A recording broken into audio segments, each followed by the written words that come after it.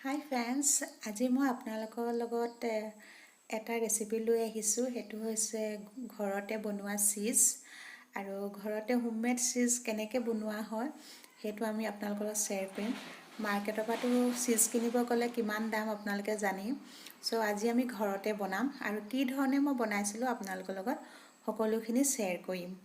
তাৰ আগতে আপোনালোকে যদি আমাৰ এই চেনেলটো কেতিয়ালৈকে ছাবস্ক্ৰাইব কৰা নাই তেতিয়াহ'লে ছাবস্ক্ৰাইব কৰি দিব আৰু ওচৰত যিটো বেল আইকন আছে তাকো ক্লিক কৰি দিব আৰু লগতে লাইক কমেণ্ট শ্বেয়াৰ কৰিব নাপাহৰিব। চ' আহকচোন আমি কেনেকৈ চীজ ঘৰত বনাইছোঁ তাকেই আমি চাওঁ। হোমমেড চীজ বনাবলৈ লৈছোঁ। এয়া মই 1 লিটাৰ গাখীৰ উঠাই দিছোঁ, পূৰা ফুল ক্ৰীম হয় আৰু ল' ফ্লেমত উঠাইছোঁ কাৰণ বেছি গৰম কৰিব নালাগিব। মাজে মাজে আমি আঙুলটো দি চেক কৰি চাম কাৰণ আমাৰ আঙুলটো সোমাব পৰা সমান গৰম হ'ব লাগিব। বেছি গৰম হ'লে নহ'ব, নহ'লে সি মানে চীজ বনোৱা জেগাত সি পনীৰ বনি যাব।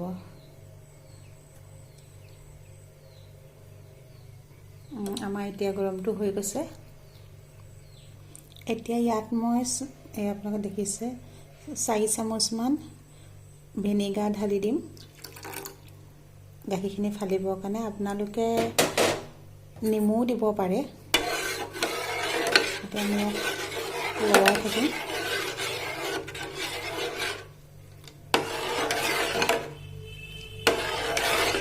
দৰকাৰ হ'লে আমি আৰু অলপ দিম।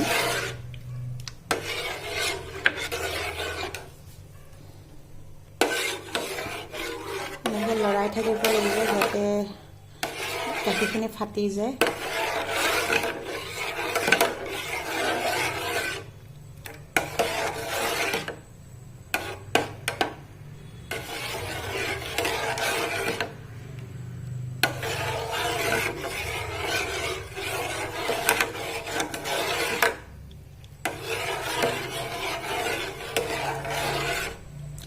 মোৰ গাখীৰটোৰ প্ৰতি অকণমান সন্দেহহে হৈছে কাৰণ গোৱালৰ পৰা লোৱা গাখীৰ হয়, কিন্তু ফুল ক্ৰীম গাখীৰ বুলি কৈ এতিয়া গাখীৰখিনি কিবা ওলাই চাওঁচোন।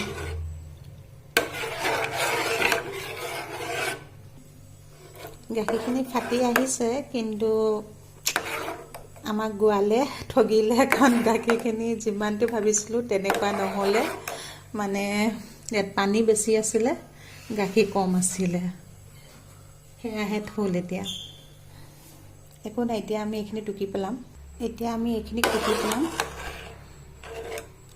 দেখিছে ন কিমান কম ওলাইছে।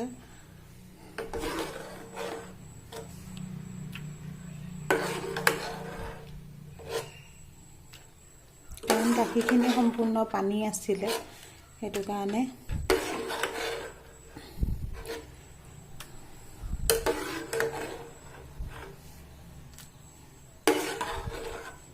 এক লিটাৰ গাখীৰত কিমান কণ ওলাব সেইটো এতিয়া সন্দেহ হৈছে মোৰ ভাগৰ।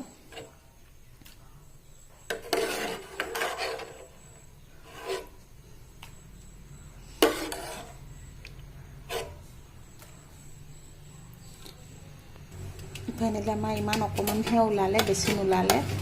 এনেকৈ দেখিছে একেবাৰে কম ওলালে। একো নাই, এইকণতে বনাওঁ। এতিয়া আমি ইয়াত থকা যিখিনি পানীখিনি ভালকৈ আমি চেপি ল'ম।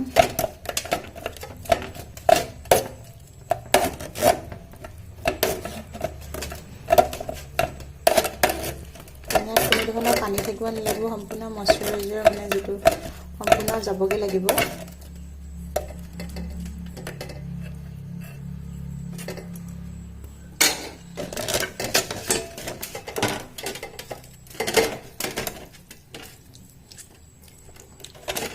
গৰম হৈ আছে কাৰণে অকণমান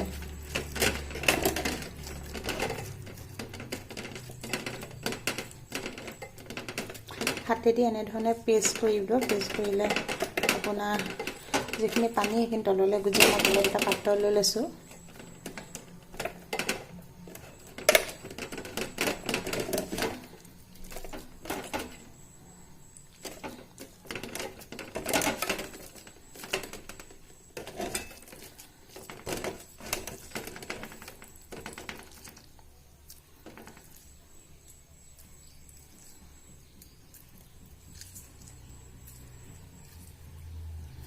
মই হাতে তেনেকৈ মুঠি মাৰি পেলাই লৈছোঁ, তেতিয়া সোনকালে হয় অকণমান।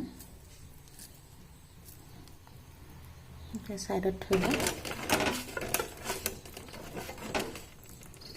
আপোনালোকে এইটো কাৰণে গাখীৰ কিনোতে দৰকাৰ হয় এই যিটো গৰু গাখীৰ পেকেটিং হিচাপে পোৱা যায় তেনেকুৱা কিনি ল'ব। তাত হয়তো আপোনালোকে ভাল গাখীৰ পাই যাব পাৰে, নহয়তো কোনোবা ভাল গোৱালৰ পৰা ল'ব। কাৰণ মই লোৱা গাখীৰখিনি ইমান দাম দি ল'লোঁ, কিন্তু কামত একো নাহিলে। আজি এয়া ফালি চাওঁতেহে গম পালোঁ যে কি গাখীৰ খাই আছিলোঁ ইমান দিনটো আমিতো পিয়ৰ গাখীৰ বুলি আমি এইখিনি গাখীৰকে খাওঁ দি আছিলোঁ। এতিয়া আপোনালোকে দেখিছে পানী কিমান গাল চাওক, আৰু গাখীৰৰ পৰা গাখীৰ ওলাইছে কিমানকণ চাওক। কিন্তু যিকে হওক, এতিয়া আমি এইখিনি থাকি যোৱা পানীখিনিত আমি নিমখ দি দিম অকণমান। তাক অকণমান গুলি ল'ম, নিমখখিনি যাতে মিক্স হৈ যায়। এই টুকা চালনীখন ইয়াত দি দিম, তেতিয়া অকণ সুবিধা হ'ব।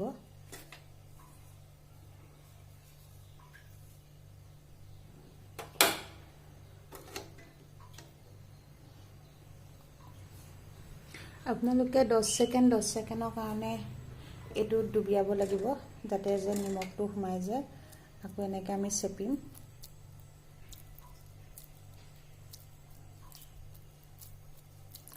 আকৌ আমি ভৰাই দিম তাক। মই 3বাৰ দিম, 3বাৰ দিলে আমাৰ হৈয়ে যাব বাৰু।